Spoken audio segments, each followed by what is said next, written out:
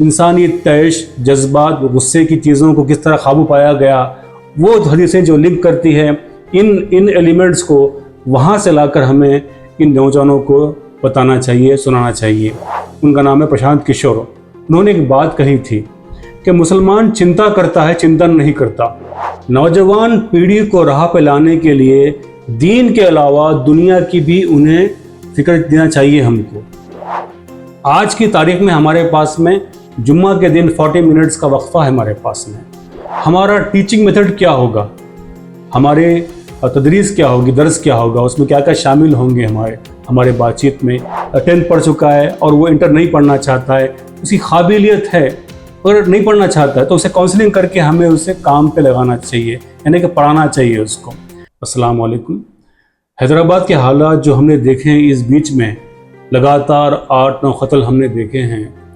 तो इन हालात को देखते हुए मैं अपने पिछले वीडियो में दिखाया था कि किस तरह से हमें हमारे उलमाए दीन को इसके लिए कुछ करना चाहिए। और इत्तेफाक से आज की मैं रिपोर्ट देख रहा था BBN चैनल में, तो वहाँ पर उलमाए इकराम का एक इजलास मुनक्किद हुआ है, जिसके ज़रिए से हमें मालूम होता है कि उलमाए दीन फ़िक्रमंद है। अगर गौर से देखें तो इस इजलास में सिर्फ खाना पूर्ति है, यानी कि माशरे की इस्लाह के लिए क्या करना चाहिए हमें और कहाँ कहाँ कैसे सेंटर बनाने चाहिए, उस पर तवज्जो दी गई है। लेकिन ये बिल्कुल नहीं बताया गया है कि हमारा टीचिंग मेथड क्या होगा, हमारे तदरीस क्या होगी, दर्स क्या होगा, उसमें क्या क्या शामिल होंगे हमारे बातचीत में। ये कोई ख़ास बात उभर के ऊपर नहीं आई, बल्कि एक फॉर्मेलिटी के तौर पर ये चीज़ हुई है। लेकिन मैं मानता हूँ फ़िक्र है उलमाए दीन को, ऐसा नहीं कि फ़िक्र नहीं है। इलेक्शन के दौरान हमारे एक माहिरीन ने पॉलिटिक्स के, उनका नाम है प्रशांत किशोर, उन्होंने एक बात कही थी कि मुसलमान चिंता करता है, चिंतन नहीं करता, यानी कि हम फ़िक्र करते हैं लेकिन उसका जो मैकेनिज़्म कैसा होगा, उस पर कैसे गौर करना चाहिए, ये हमें देखना मुश्किल है। यहाँ पर मेरा मानना ये है कि जिस तरह से उलमाए दीन में एक उलमा जो है ना कह रहे थे कि लोगों को, बच्चों को, बूढ़ों को नमाज के लिए हमें लाना चाहिए और फिर उनके ज़रिए से जो गुंडा लोग हैं उन तक हमारी बात पहुंचेगी। देखिए, ये मैं देखते आ रहा हूँ 30 साल से। ये कब होगा, क्या होगा, मुझे नहीं मालूम। कि सारे लोग मस्जिद को आएंगे नमाज़ पढ़ने के लिए, ये मुझे नहीं मालूम। ये बड़ा ही टॉपिक है, कंट्रोवर्शियल। इस पर कुछ नहीं कहूँगा, मैं अलग से उन्वान बनाऊँगा कि बनाना है। तो मैं ये कहता हूँ कि फ़िलहाल सभी लोग नमाज को आएंगे, ये दूर की दिर की बात है। आज की तारीख में हमारे पास में जुम्मा के दिन 40 मिनट्स का वक्फा है हमारे पास में।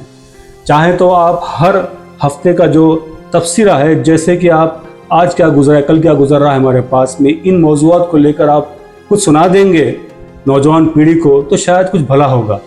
नौजवान पीढ़ी के लिए आप ज़माने के लिहाज से भी कुछ बताइए। नौकरी है, तालीम है और कई ऐसे दीगर चीज़ें हैं जिनमें उनको इंटरेस्ट होगा। मान लीजिए कि कोई बच्चा 10th पढ़ चुका है और वो इंटर नहीं पढ़ना चाहता है, उसकी काबिलियत है, अगर नहीं पढ़ना चाहता है तो उसे काउंसलिंग करके हमें उसे काम पे लगाना चाहिए, यानी कि पढ़ाना चाहिए उसको। कोई इंटर छोड़ चुका है, हमें उसे आगे बढ़ाना चाहिए काउंसलिंग करके।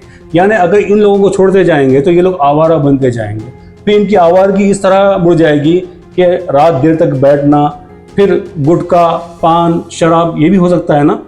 तो इस तरह से इनकी आदतें बिगड़ने के बाद में फिर ये लोग क्या बनेंगे, हम देख रहे हैं आजकल। तो मैं कह रहा हूँ कि जो काउंसलिंग का मेथड है उसे हमें इम्प्रूव करना चाहिए। ये बात हो गई।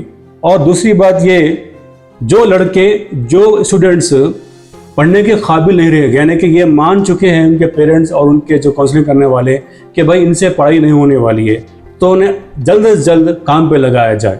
यानी कोई भी काम, आप कोई काम छोटा बड़ा नहीं होता, वो काम पे लगाए। इसलिए कि इससे क्या होता है कि लोग बिजी रहेंगे बच्चे। तो इस तरह से मैं ये कह रहा हूँ कि नौजवान पीढ़ी को राह पे लाने के लिए दीन के अलावा दुनिया की भी उन्हें फिक्र देना चाहिए हमको। दुनिया में क्या चल रहा है, नए एग्जाम्पल्स क्या है, नए आपको तगाज़े क्या है ज़माने के, यानी कि मसलों के साथ साथ उसका हल दिखाना चाहिए।